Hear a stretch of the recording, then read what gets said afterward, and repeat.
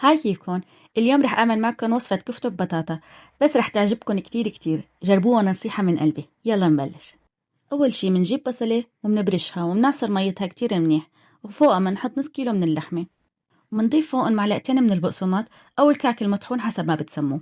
ومنضيف فوقن معلقة صغيرة من الفلفلة الحمراء، ونص معلقة فلفل، ومعلقة صغيرة من الملح، ونص معلقة 7 بهارات، ورشة كتير صغيرة من الهيل.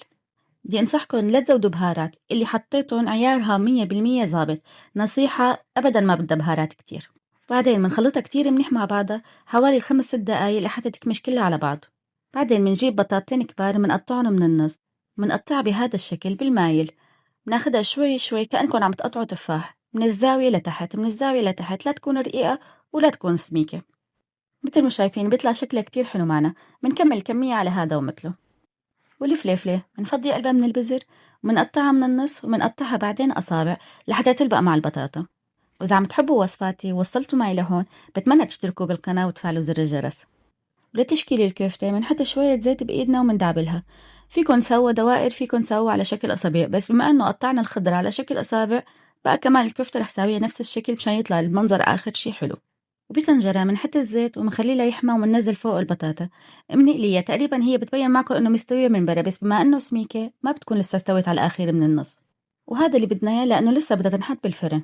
بنفس الزيت منقلي الفليفلة، ما منخليها تستوي على الاخير، 3/4 استوى. وفيكم تحطوها بدون ما تنقلى، بس لانه انا ما بحب طعمة الفليفلة بحب اقليها شوي. وبمقلاية منحط شوية زيت، ومنحط فوق الكفتة، منقليها على الوشين. ونفس الشي للكفتة، ما بدنا اياها تستوي على الاخير، بس انه مجرد تاخد لون.